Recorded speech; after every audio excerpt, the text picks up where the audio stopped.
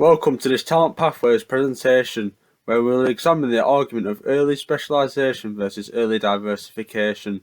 Pros and cons of each aspect will be presented in order to keep a balanced argument of what is the best way to develop young athletes, as Cote et al. Suggests that both diverse participation and early specialization can lead to elite or expert performance. First of all, what is early specialization? Wisema 2000 suggests that early specialization occurs when children limit participation to a single sport on a year-round basis, with a deliberate focus on training and development in that sport, whereas a diversification approach promotes diversified involvement in a range of other sports with later specialization, as stated by Vogt and Holman 2016. So the question begs, what influences a young child to go through early specialization as opposed to participating in a variety of sports? According to Sluder 2017, it's often parents, coaches and children who share the same belief that the earlier children participate in a single sport, the more likely they will succeed in that sport.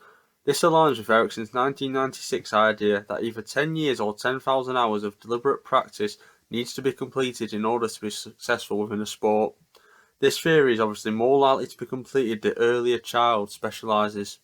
This is also supported by the ideas of Myers et al. 2014, as Myers suggests that the more deliberate practice an individual attains, it directly correlates to the level of performance. This can allow a young athlete to gain advantages such as being able to identify their strengths and allow more time for them to work on their weaknesses, which will speed up developing expertise. Additionally, Baker 2009 suggests that because the amount of time invested into the chosen sport, key characteristics for human life such as time management, commitment and desire are all developed throughout the process. These are crucial characteristics for sport, as having a talent can only take you so far. As reported by Smith 2015, sports such as swimming, tennis, gymnastics, figure skating and golf all have a history of athletes beginning their sport participation and specialization from an early age, with reaching elite levels of competition as one of the goals. This success can relate back to Ericsson's 10-year model, as these sports require more repetitive motions than others, therefore deliberate practice can be carried out more regularly. Deliberate practice refers to the individualized training activities specially designed by a coach or teacher to improve specific aspects of an individual's performance through repetition and successive refinement, which is why it is seen more in sports such as golf and tennis, as they require a lot of the same motions, essentially all about error detection and correction. Its negatives for someone who specializes early is the athlete burnout. Just as Radike 1997 says, athlete burnout is a multidimensional psychological syndrome characterized by reduced accomplishment, sport devaluation, and emotional and physical exhaustion. This is caused by early specialization, as the young athlete cannot catch a break and cannot handle the intensity at such a young age. Is it fair putting a young person through this? A young person should be able to delve into a range of sports to see which is the best for them, and also get a sense of enjoyment in their childhood, as Schmidt and Stein 1991 suggests that athletes who continue high sport commitment for reasons other than enjoyment are more vulnerable to burnout and entrapment. Furthermore, as a result of the athlete burnout, as so much pressure has been put onto the child's joints and muscles during the growing stage of their lives, it has been shown to lead to a greater risk of injury. This has been shown to further lead to depression and other mental health issues, eventually causing the athlete to drop out. So now moving on to early diversification and the benefits it can pose. Firstly, the children are able to participate in a range of sports, which allows them to be able to develop key fundamental skills more efficiently. For example, if a child only specialises in hockey from a young age, yes, they will have a brilliant balance, agility and an amazing hockey technique, but what about their ability to develop locomotor skills such as jumping and hopping, and ball skills such as throwing and catching? This is supported by Goodway and Robinson's 2015 argument that early specialization in one sport limits the development of a broad movement repertoire of fundamental motor skills and thus will limit the opportunity, as opposed to someone who diversifies and has a balance of skills.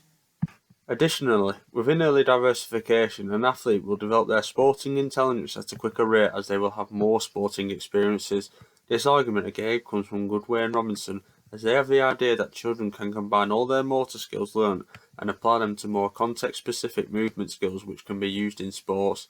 To show an example, if a child played both basketball and rugby, they would find it easier to play football, as rugby and basketball share important tools such as marking a defender or even keeping possession, which is also key in football.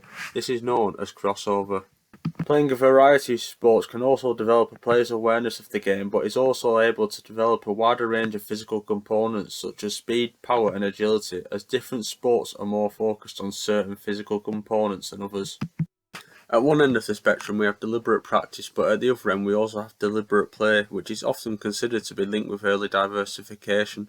Deliberate play can be defined as activities that encourage improvisation and role play as opposed to pure repetition, with the emphasis being on enjoyment and fun. An example of deliberate play is less structured activities such as street games like headers and volleys or around the world. The principle of enjoyment and fun cannot be underpinned, as Côté 1999 presents a strong argument that enjoyment or fun is a major determinant for continued participation in sport. If the more enjoyment one experiences correlates to the increase in participation, then this will significantly contribute towards Ericsson's 1996 idea of 10,000 hours to become elite.